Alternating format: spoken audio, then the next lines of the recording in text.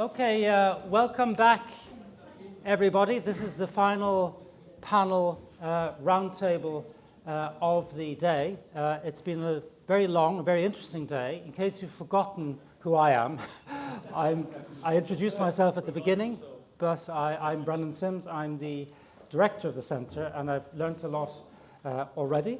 Some of the members of this roundtable, or most in fact, you've already encountered. Matthias Sohn was former German ambassador to Lithuania. Benjamin Tallis, of course, who was leading the Zeitenwende task force and now has his own initiative, which is putting right, if I understood it correctly, everything that wasn't done over the past 2 years.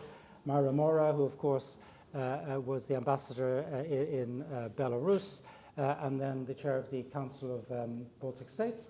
But you have not yet met Victoria Vdovichenko, who is part of the Center for Defense Strategies in Kyiv, but also more importantly is a Cara Fellow here at the University of Cambridge. And in that context, she is a co-director of the Future of Ukraine program at the Center for Geopolitics. So it's very good to have you joining us because, of course, although we haven't been talking directly about Ukraine, Ukraine has been very much part of our discussions and the background and the reason why, in fact, we're here discussing this particular topic.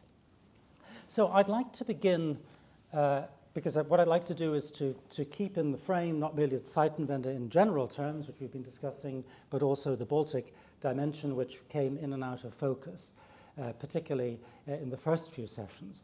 I'd like to bring it back a bit specifically to the Baltic at the beginning, and that is to ask whether Germany's view of the Baltic has shifted over the past few years. One of the things that was said when we began with our Baltic Geopolitics Programme, when we were speaking to German interlocutors, Charles Clarke was very struck by this, was that the Germans said, for us, the Baltic was the forgotten sea. They really hadn't paid very much attention to the Baltic. Now, the question would be, has that changed? And if so, is it because of the Zeitenwende? Perhaps, Matthias, we might begin with you, since you were ambassador in Lithuania. Did you feel that Germany was not paying enough attention to the region? Has that changed? Certainly not in the period of time that I experienced there between 2019 and last year. And there was no great shift during that time, I believe. I have often asked myself about, how different are the perceptions of the threat around the Baltic Sea, and particularly, of course, between my country, Germany, and Lithuania, as it were. And my feeling is they are, in a way, very different because Lithuanians, 95% of them know deep in their bones, this is not just intellectual, this is very visceral as well. They know that Russia is the real danger. And everybody who knows the Baltic peoples, and that is something they have in common, the three, they know that. But if you go into the concrete point, if you ask yourself honestly, at what point did you realize that Putin wanted war and that he would go to war? I do not think that our Baltic friends and my hosts in Lithuania were frightfully far ahead of the German perception or even the Ukrainian government. You could perhaps say something about that. So, answer, has it shifted? Of course it has shifted, like everything has shifted since the 24th of February 22. But is it a case of German inattentiveness?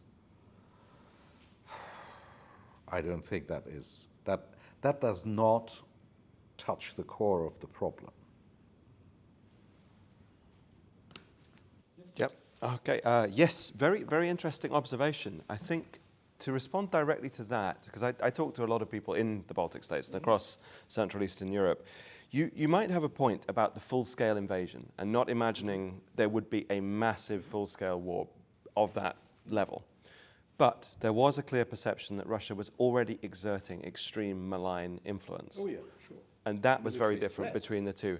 And military threat. And that it was getting what it wanted from Europe without having to do what it then did in Ukraine, launching the full-scale invasion. There was also a clearer view of taking seriously the actual war that had been launched in 2014. True. And so I think that is extremely important to note. So there was disagreement among many military analysts, some of us, or security analysts, some of us thought it more likely, others thought it less likely, but within reasonable grounds, I think. But it was the other perceptions that were there, and they understood very clearly what Nord Stream was. They did not see it as Olaf Scholz saw it in December 2021 as a purely private sector project. Let us not forget that. So there was a big difference on the full scale of that perception. In terms of has the German view of the Baltic changed? Yes, it's now seen as something that Germany has to deal with. But I think what hasn't changed is the perception that still exactly it's Germany that has to deal with it. It's Germany that has to do something about it. And we heard this earlier. There's not a perception that others are taking responsibility in a serious way. And it's not yet seen that that Baltic Sea region is a source of leadership that Germany should follow. So it's still very much looking down on rather than looking up to. And I think that's an issue, despite how right the Baltic states have been about a number of things, how right Poland has been, how right the Finns and the Swedes have been on numerous things. There is still that natural assumption that Germany is entitled to lead and is the one that everyone is looking to on this. So while it's come into vision, it's not come into being dealt with in that serious way. Where there's perhaps a bigger practical change is on the brigade, and this is something I'd wanted to say in the previous discussion, but the deployment of the brigade, which is almost the only unambiguous successful part of what one could call a Zeitenwende, but we've not seen it yet fully financed. We've not seen the tanks provided. That brigade does not have its tanks. The funding for it going forward is not agreed. The rules of engagement are not agreed. There is a long way to go before that brigade is really there. But this does give a source of hope for potentially changing German vision in the longer run, because the Lithuanians in particular are very keen to transform this into a strategic dialogue, to learn, for example, from the experience of the British Army of the Rhine and the big cultural connections and people-to-people connections that were made as part of that. And that's why the deployment of the families is extremely important there. So I think that could play a role in further shifting. But honestly, there does need to be a wider, broader shift to see the Baltics as leaders. That's a generation away, yeah. I would say so. So Myra Mora, you've had a vantage point from the region, obviously, both in terms of the big picture as part of the council, but also from Belarus. Did you believe that the Germans, that the Baltic was the forgotten sea for the Germans, and has that changed from your perspective? First, some points were already mentioned by previous speakers that I fully agree, or what is the saying? You took the words from my mouth. But I can say yes and no. We had quadrilogue 3+1 since times immemorial, almost immediately when we became independent countries. That is the three little ones, as was mentioned earlier today, with Germany. And that was a regular meeting format. What I would say that probably that we have finally got rid, not only in German eyes, of the troublemaker or what you call, no, not pro-Russian, but what is Russophobic. Russophobic, yes, hysteric Russophobic, three small hysteric Russophobic countries, or Swedes and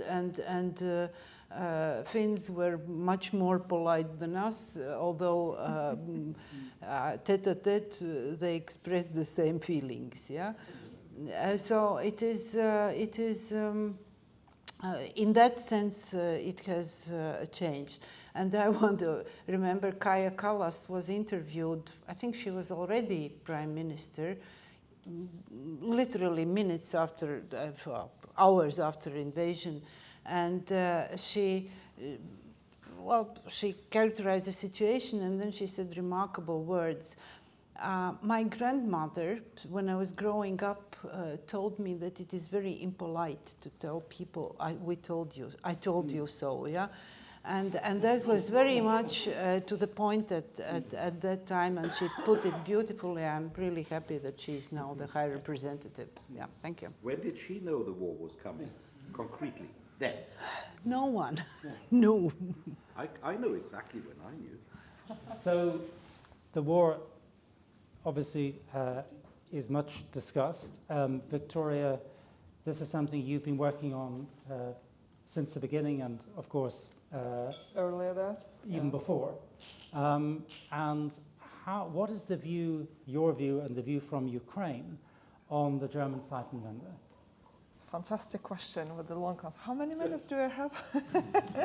You have a little bit more time. Okay, thank you. Have an original, all right, so I would maybe elaborate 3 points, and something that, when actually this famous speech of Zeitenwende happened, I was in Kiev region actually preparing Molotov cocktails. So literally we were thinking, okay, yes, now Germany is with us. But not like that happened later, because, and that's my point number 1, fighting fatigue to Zeitenwende. So like really as Ukrainians trying to overcome each and every time. Firstly, and I'm an Italian expert, so it was Ukrainian railways, famous Ukrainian Zaliznytsia, who took together Olaf Scholz, Mario Draghi, Czech president, and so on, and of course Mr. Macron together, driving to Kyiv before the application of the candidate status happened. And magic. After Ukrainian railways, after the missiles attack and everything, Olaf Scholz changed his red line, for things that we say. And then second point was about the F-16s, as you remember. Last year, it was prior to the Vilnius summit, something that was going on in particular, and it was a policy paper that we presented within together the help of DGAP in Berlin just some days before the Vilnius summit. And we were literally trying to decrease these fears that was coming to some kind of the chancellery. History says maybe we were not voiced enough, but still, that's why I call it fighting fatigue. We are still, over this trying to say that it's not like that.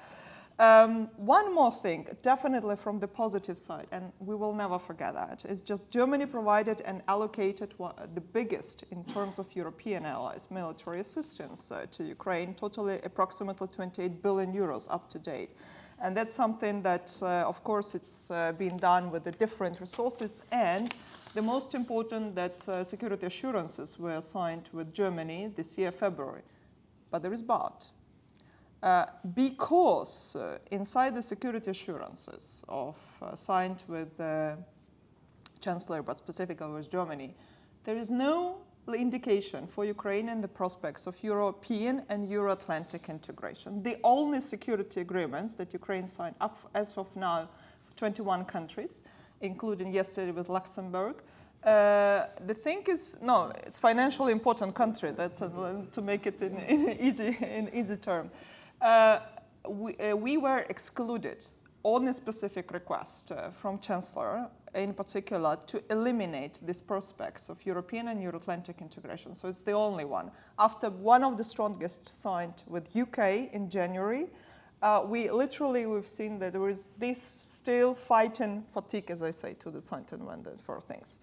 And of course, another very important thing, what we've seen, and I'm as an expert in security, in particular how Germany's national security strategy was reflecting or not reflecting some of the shifts, because there was a position of Chancellor Olaf Scholz and there was a position of Foreign Minister Annalena Baerbock, sometimes saying similar, but sometimes making a difference. And now I'm using not my policy-related head, but academic head. So what I see as an academic, that Olaf Scholz emphasizes the emergence of multipolar worlds and the need for multipolar cooperation, while Foreign Minister Baerbock focuses on resisting autocratic challenges and standing up for democratic values. And of course, this aligning up of Russia and China is one of the examples that specifically Minister of Foreign Affairs of Germany was standing. Point number 2.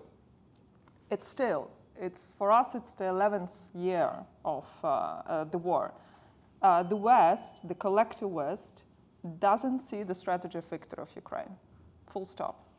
Actually, 3 dots, I would say. Because, and that's a very important thing. So it's very much connected with my point. Is Zeitenwende really happened? You know, in terms of many, and here it's not only I'm talking about Germany, in many other governments, it's the same thing. So we don't see, you know, in the practical steps, there is some assistance and support, but to some extent. I'm limited in time, I know, so I'll not elaborate that, but it's really important. And especially after, I know that everyone, maybe the majority of you were yesterday watching football, and like, you know, like specifically for this country winning, I was watching NATO Public Forum, you know, in what happening in Washington. And after the final declaration was signed, there was a specific and important phrase about the irreversible path for Ukraine in NATO. Immediately after that, firstly, Orban is meeting just right now Trump, as you know, after his voyage in Moscow, and of course meeting Xi Jinping. But then the head of Security Council of Russian Federation, Dmitry Medvedev, and I'm quoting here. So he says, Washington NATO declaration mentions the irreversible path of Ukraine to NATO. For Russia, 2 possible ways of how this path ends are acceptable. Listen, either Ukraine disappears or NATO. Still better, both. Why don't you still believe in the strategy of how the threat it poses to all of your countries? And maybe it's very much connected to my second point, that the strategy of victory is the strategy not only of Ukraine's victory, it's actually a strategy of victory for any of us. And last but not least, it's the very important. So it's not a narrative, it's a really strategy that I'm taking. And of course, here is the photo of a tank, not the most modern, I must say, but the wars, but the wars are not being, let's say, won now with only tanks, because we are not talking about kinetic background of the war. We are talking about all-encompassing background, where innovations, and here, think about Russia appointed Minister of Defense a civilian for the first time in its history, economist and very much pragmatic in the artificial intelligence and the usage of the new technologies. Just think how much after May shifted Russian Federation policy in this respect. Are you ready for such a change? Thank you. Thank you very much. So I think Victoria has issued the challenge, really, which is whether not only the wider West, but specifically for us, Germany in particular has a strategy. The deficiencies of the various documents, particularly the so-called National Security Strategy of last year, has already been outlined. Germany, of course, is not an active belligerent, but it is involved in what is in many ways now a proxy war. So the question would be, perhaps for the other 3 panelists, is there a German strategy for victory? And if there isn't, what should it be? Matthias, we'll begin with you. Well, thank you for this question. That is, of course, to quote Victoria, you know, the question for the 3-hour lecture, which I don't have. And if I had it, you wouldn't want to hear it.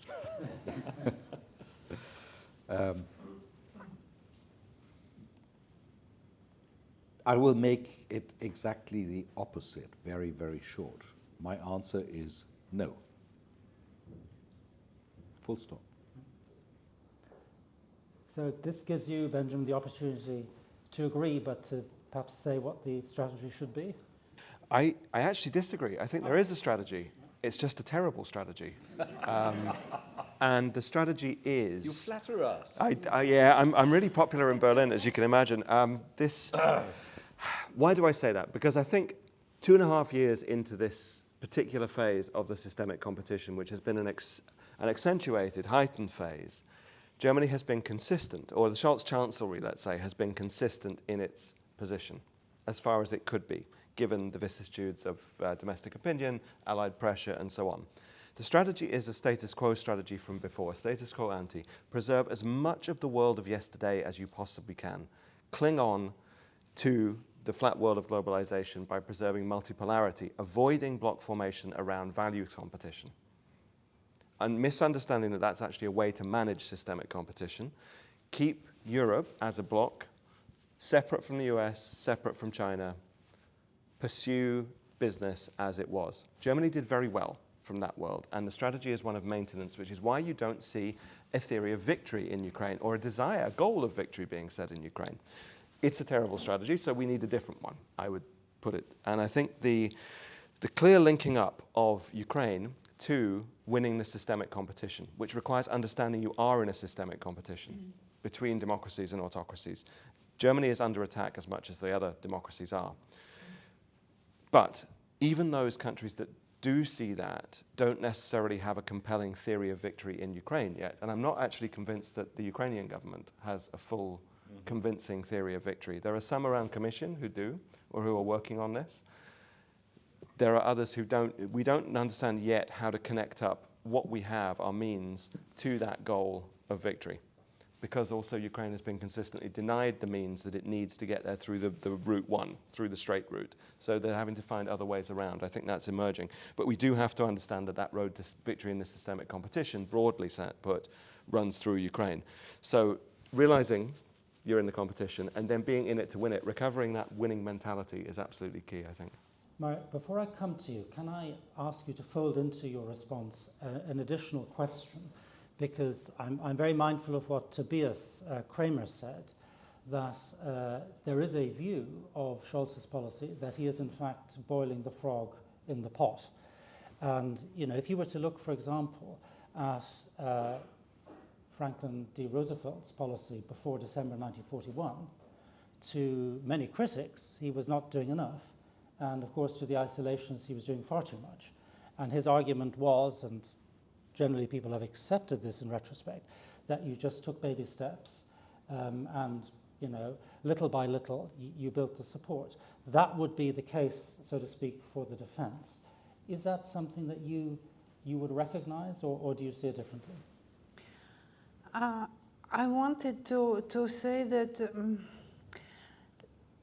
what I mentioned earlier, if we speak about strategies, is this ambiguity. We draw red line after red line, and Germany is also doing it all the time. We will not allow, we'll give weapons, but we'll not allow to do this or that with them. And these are public statements. Tell Ukrainians tête-à-tête, we give you, but we don't. And it took Macron to say just once, I think, that he will deploy troops to Ukraine. And I guess there was big perplexion in the Russian camp, how to react, what to do. And I would ask for more of this.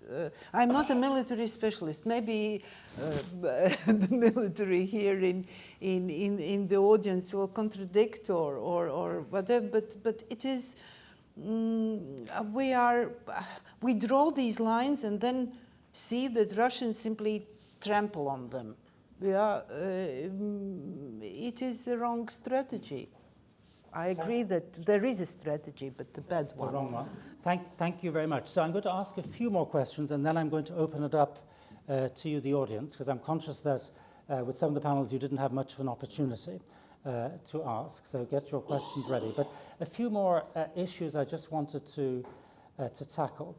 One is something that cropped up quite early today, which was, of course, the prospect of a victory by Donald Trump and a shift in US policy. Not necessarily a complete abandonment of Europe or Ukraine, but definitely a sense that Europe needs to do more. And that's an argument which is really hard to gainsay from the American, indeed from any other reasonable point of view, some might think. But if you pair that with something else that was said at one of the panels, I think it was by Timo Graf, which is that there is a very strong willingness in Germany to do their bit, as they define it, possibly even to do more, but not under any circumstances to lead. So that then leaves us with the question, if Donald Trump comes in and begins to scale down support, there is then the question of who will lead. If we understand our the drift of the day correctly, Germany will not lead. Nobody has contradicted that view.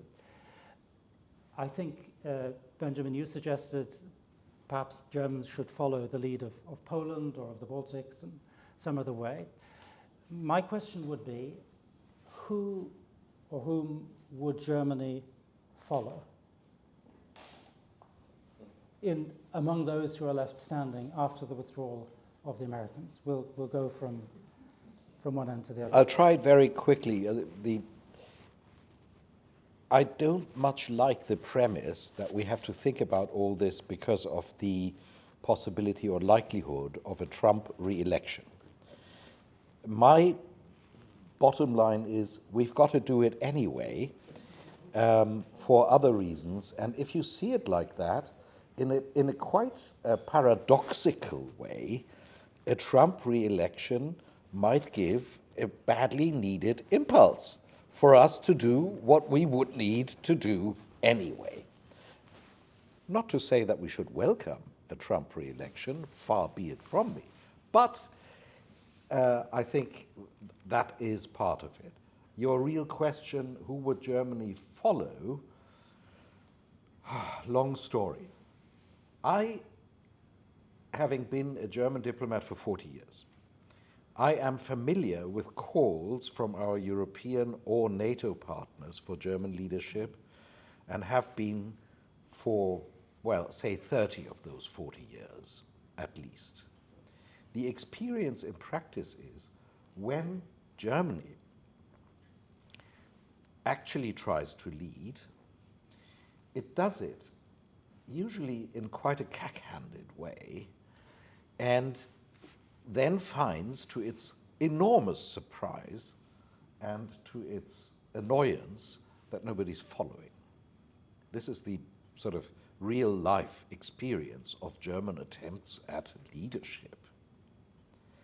That explains only part of our reluctance, because leadership, of course, also means responsibility, and responsibilities is something that we've always left to the Americans, and honestly, rightly so.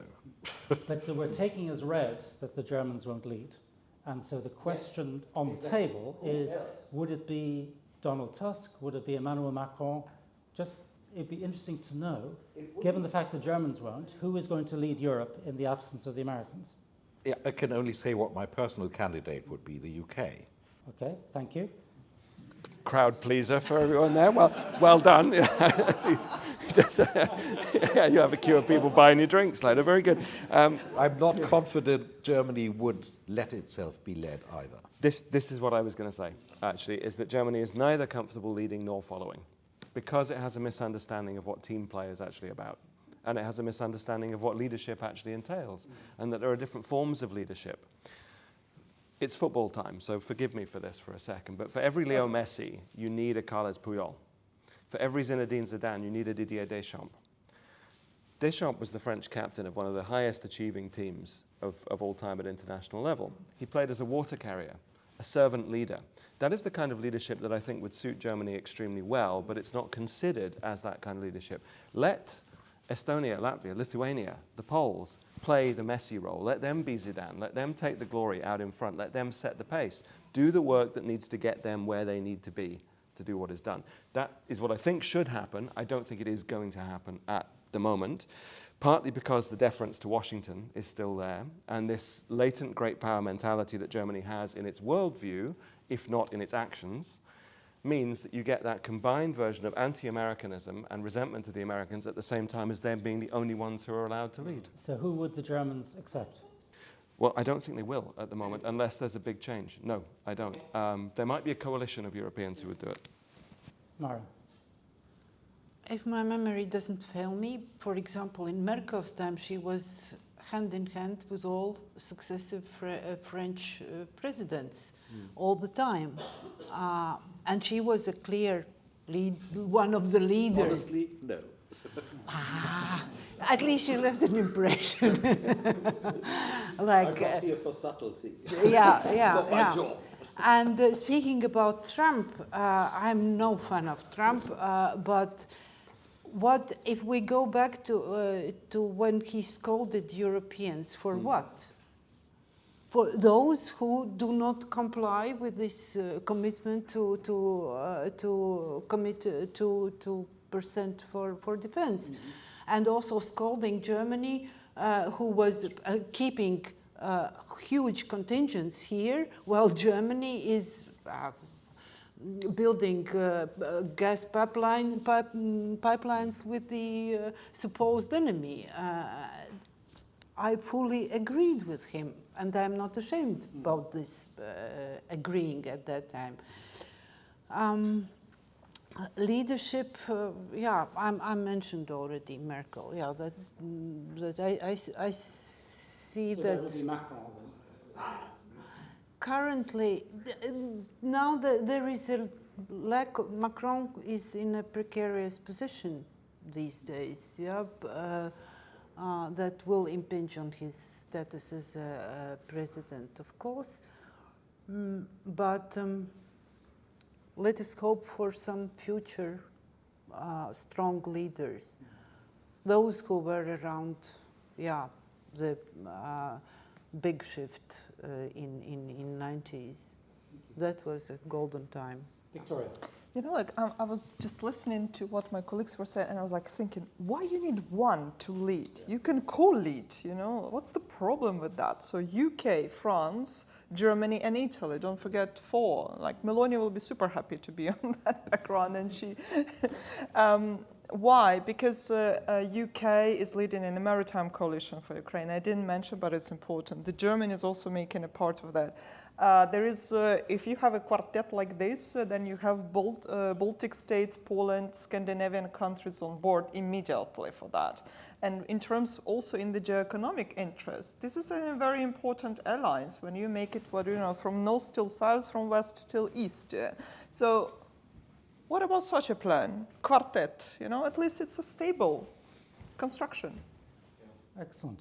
Okay, so I have many, many more questions, but I also know that you, the audience, have questions already, can see hands up. If you don't ask any questions, I will simply carry on with mine. But could I ask you please to say, first of all, give your name, your affiliation if you have one, and if your question is directed at a particular member of the panel, to say so. Now, Christina, you had yours up several minutes ago, so we'll start with you and then we'll move to Tobias. Yes. Christina Spohr, London School of Economics. I just wanted to sort of throw at the whole panel this question when we talk about leadership and these questions of, you know, who are our leaders. And we've got sort of round the block that, you know, is Germany leading and is it not leading? What about the society? And I kept sort of thinking about German leaders. And I just wanted to sort of throw at the table and say, well, we have had a semi-sovereign West Germany in the Cold War context. And we had a leader, Helmut Schmidt, who pressed for certain things against his party, against certain public opinion drives, like the pacifist movement, the protesters in the early 80s. We got the NATO dual-track decision implemented in the end by the Kohl government by a German leader who led. So I think when we talk about Scholz, the problem is not even that it's a social democratic chancellor, the problem is the personality, and also I think it is really a question of communication. That you want to take the responsibility potentially up to the point that you may lose your position, because I think, and I want to ask you, isn't one of the problems that many leaders now are so obsessed with the self-preservation and staying in power and winning another round of elections rather than actually standing up for the things they really believe in? And then you actually can lead more freely if you really pursue what you are believing in, because you're doing so with conviction and hopefully also with some substance. Thank you. So who would like to comment? Not, if you don't all have to comment on every question, but is anybody who'd like to respond? Yes? Yes. Yeah, but we'll absolutely. Had I had longer in that round, I would have mentioned Helmut Schmidt as well, because I agree. It wasn't only against public opinion. It was doing exactly what Walter Scheel asked for and saying, how do you do the right thing and make it popular? How do you carry it through? It was also a time when Germany, under that leadership, was able to move the Americans around in the alliance too. This was not the protectorate that NATO became after the end of the Cold War. It was an alliance. And because Germany contributed as much as it did then, it had a position of strength. It was a frontline state and acted like it and spent like it. And this was Tobias' position before. Ostpolitik was possible from a position of strength. That is what has been lost. But the point... sitting at the nuclear top table, getting Giscard to invite to Guadeloupe, Yeah. press for that, Sure. when you are actually not having that yourself. No, absolutely. And this was an example of how indeed you can do that. I disagree with the point about Scholz. It's the wrong vision that he has, and it's the wrong goal, as well as you might personality here or there. But I think it's really important in this context to highlight what Matthias said, that we're going to need to do something in Europe regardless of Trump or Biden. This is not a massive rupture that's coming with Trump. The US is shifting away from Europe anyway. We need to build our defense, and we need to have a vision of renewal for Europe. That requires that kind of leadership. On Helmut Schmidt, I also agree that it's a good idea that this man was mentioned. He, by the way, as a member of parliament in 1967 or 68, wrote what for me until today is the most plausible book on nuclear strategy. Verteidigung oder Vergeltung. Yeah, Strategie des Gleichgewichts, glaube ich. Okay. Yeah? And okay, that's not leadership in and of itself, but it says something about a person's backbone. If they write that sort of book as a social democrat, when they know perfectly well that this is exactly the kind of thing their own political party hates. The other thing I need to refer to is the lack of leadership you are deploring is in reality not new. Politicians have always had their eye on the next election, and frankly, to blame the current German government especially for this would perhaps not be entirely fair. Last bit, Helmut Schmidt and the vision thing. Do you remember that? Yeah. Helmut Schmidt, This is the irony. My favorite political quote in decades was, well, if somebody has visions, they should go see someone. Thank you. So I'm going to take a few questions now together, and then we'll respond. So we begin with Tobias.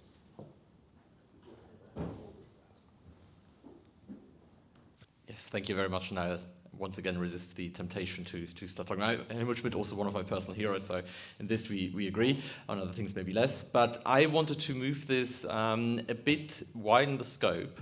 And as we just had a European election, we will possibly have a re-elected European President of the Commission. We have 5 years of a European term ahead that is very much going to be about defense and security. And my question would be for you, first of all, where do you see the key priorities really on the European level? Not European member states individually, but European Union, defense and security. I know it is limited, but what do you see as the key points? And then secondly, and I'm going to make this a little bit difficult, what do you see the main barriers? And you cannot say Germany. Thank you. Christian Schlager. Thank you. I have one or two comments. First, on the issue of who thought in the Baltics about an all-out war. I agree, nobody thought about an all-out war, but I just remember one event shortly after 2014, when Russia for the first time entered aggressively the Ukraine. My driver immediately asked me, are we going to have war? So in the population in Estonia, this threat, the perception was immediately there. It was not pronounced politically that clearly, but the notion that we are at the brink or at the risk of war was there. Contrary to Germany, we disregarded completely what happened in February 2014. Secondly, the sustainability of the Zeitenwende.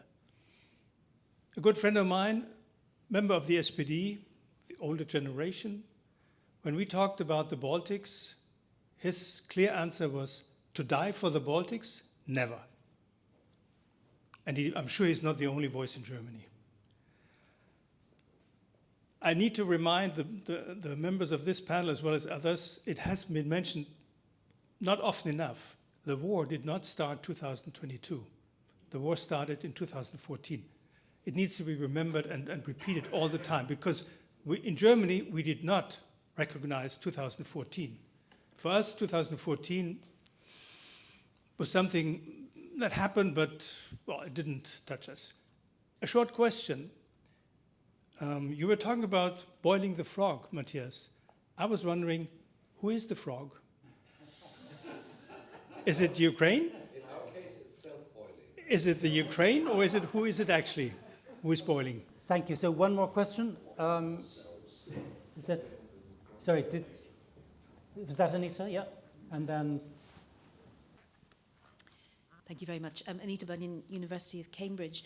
The Friedensbewegung, or the peace movement, has very deep roots in post-war German history and in German discourse. And as we saw in some of the presentations just now, it also still has great resonance today. I'm just wondering to what extent, or could the panelists elaborate on how that discourse might be reframed? Thank you. Donatus, did you have your hand up? Yeah, we'll take one more and then we'll go to the panel. Thank you. So my question is simple. Is Germany an innocent victim of the great Russo-American divorce? Because every divorce lawyer or every solicitor who is working on, let's say, inheritance issues will tell you that, spouses or former spouses or relatives or former relatives, when they reach that stage, they do unimaginable things to each other, things that couldn't have been predicted before. And what happens is that often innocent bystanders get their dose of collateral damage. So, there is an entire school of thought in Germany and elsewhere, let's call it Merkelian, who would claim that actually you had it good until American neocon cowboys essentially ruined it for all of you. Because if you take, first 2 decades after the breakup of the Soviet Union, I mean, Russian-German relations or Russian-Western relations in general weren't too bad. I mean, there were things going on like Lithuanians working together with Germans, trying to open up Kaliningrad, for instance, trying to, make a Hong Kong out of Kaliningrad. And Putin was kind of almost buying this, and and then they would say all that jazz happened, Victoria Nuland's and Colin Powell's and that sort of thing, and this is what ruined it for everyone. So my question is, how? Of course, there is still this school of thought still exists in Germany. So my question is, how, in terms of percentage, maybe in terms of its share in the whole German political constellation, and in terms of German society, maybe in general, what place does it take? And if of course we have this government now, and we have Zeitenwende or whatever now, but when the war ends, could it return this Ostpolitik policy? Thank you. Okay, thank you very much. So you have each about a minute and a half to address those questions you want to respond to. I'll begin with Victoria. Yeah, I will try to address some of the questions here because I'm not German, first of all, so I cannot know. At the risk of the war, as someone was said, I would really imagine, thank you for comment on that, because each and every time I'm trying to raise this issue, it's just, it's 11th year of the war, and we had Minsk Agreement 1 and Minsk Agreement 2. Guess who was involved of the Western politicians? Why we Ukrainians really think about that in two things. And before we had a Budapest Memorandum as well. Let's not forget about that. And of course, the discussions about the nukes potential and whatsoever. That's why I was thinking about Quartet, because at least there are some of them a nuclear power, just to thinking about. We haven't spoken here much about deterrence, but I think it should be voiced even better for, let's say, deterrence by denial. One of the things that we also, as Ukrainians, we try to elaborate, because the Russians are using deterrence by threat all of the time, and literal the threat are you guys as well. So the peace movement, that's a very important question, and because we spoke to you, Anita, just Ukrainians are the people who want peace marches more, but not appeasing or putting us into peace deals whatsoever, and then, of course, rearm, reattack, and reconquer again. Because it's not we are threatened by, we just know it through the history. And the history repeats, and that's why I love that I'm a historian, one of my masters for that. I think the history should be voiced even better for this return. I think I'll stop here for a moment. Thank you.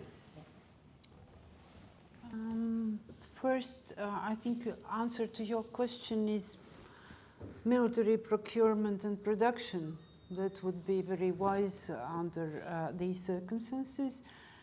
I want to oppose to the question, war started, at least in our understanding, in 2008.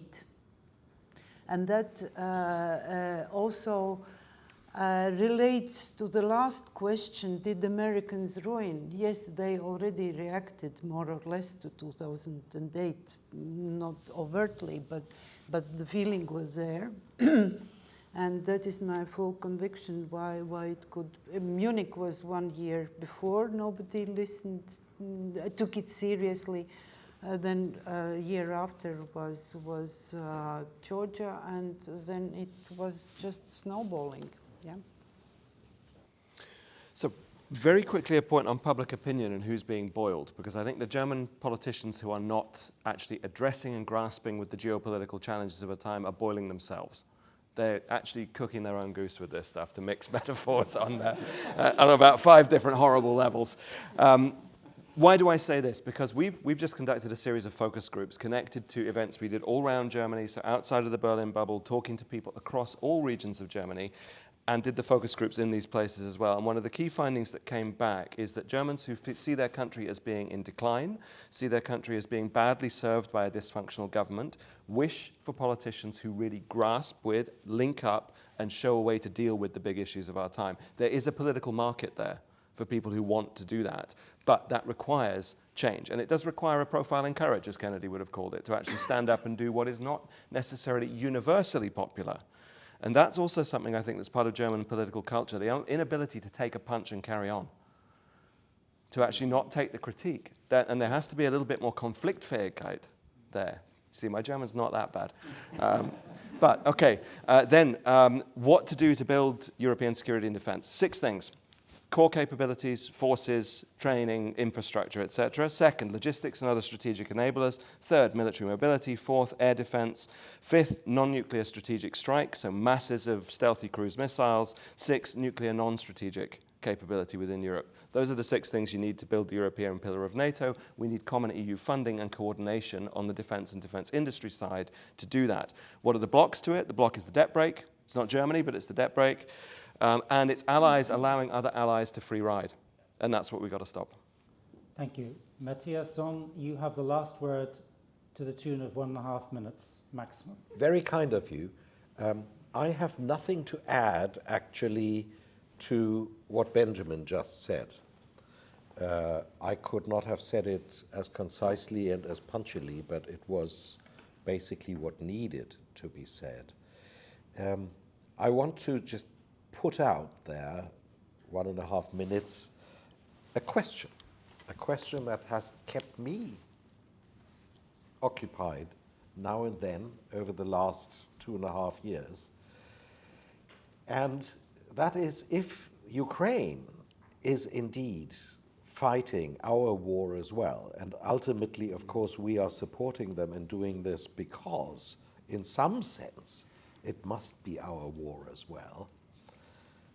We're doing this not from a sense of charitable engagement, but from a sense of this is existential for us as well in the long run, what's happening there. If that is the case, what I miss, what I note, what I realize is a discussion that we don't have, a discussion that I see nowhere and never, not even in the endless numbers of American think tank papers that come out of Washington.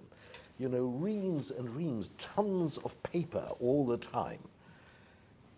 The question, I mean, is simply, do we, the West, do we have war aims in this conflict? Nobody even talks about that. What is victory? That's very closely, intimately connected with that. if we want victory for Ukraine, and I guess most people, even politicians who do not express it that way, would want that, what is victory? Do we have war aims? Is it every inch of Ukrainian territory? Or is there something that goes a little beyond? So that's an extremely good question. Which we will not answer. Not now, but we will be able to answer it, or at least to discuss it, over drinks, and after that, over dinner. But folks, that's it. There isn't any more. I think this has been an extremely interesting day, a really fascinating panel. I'm very grateful to my four panelists for this discussion, to you, the audience, for your questions.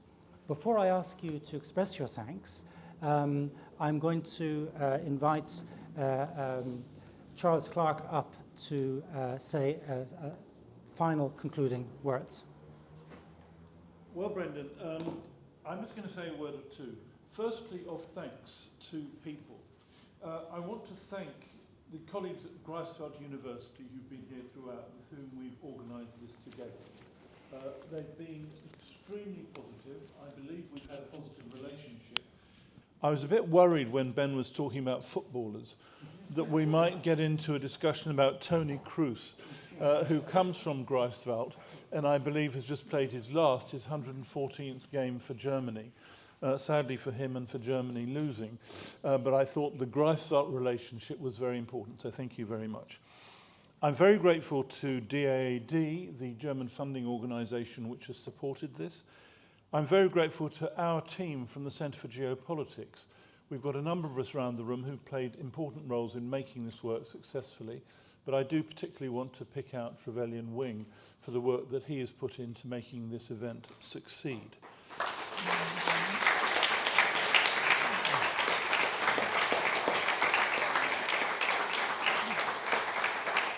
I want to thank the staff at Downing College here, who I think you'll all agree have laid on a tremendous event here, the meeting room, the coffee, the drinks and all the rest of it, and they've been tremendous. I want to thank our panellists throughout the day. Many of you have come from a long way away, and I think you'll all agree the quality of the panel discussions and of the panellists themselves has been exceptionally stimulating in all the discussions that we've had. I've found that right throughout the day. Brendan, you rightly said that I was provoked actually at a seminar we held in Berlin in November 1922 with the support of the Körber Stiftung around the theme of Ostsee-Politik was the title of it. What did this now mean? And it was almost shocking to me that one of the German, and I emphasize German participants in the room, said, for us in Germany, the Baltic is now the forgotten sea. That struck me as an extraordinary statement to be made. I was surprised by it. I learn now I shouldn't have been so surprised by it. And it certainly in me stimulated the thought of the importance of an event of this kind.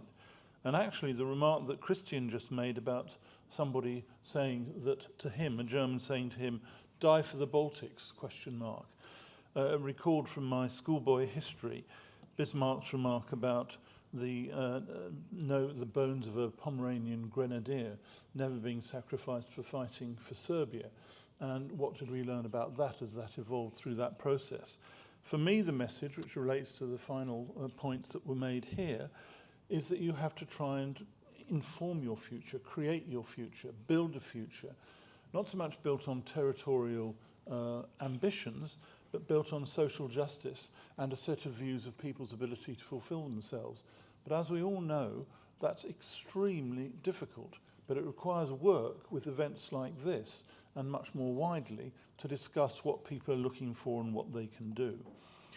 And what has struck me about this particular area, if you look at the Baltic Sea in the last 30 years, it has been utterly transformed in terms of its geopolitical role in ways that simply couldn't have been imagined, most recently by the joining of NATO by Sweden and Finland, but also by the whole events post-1990.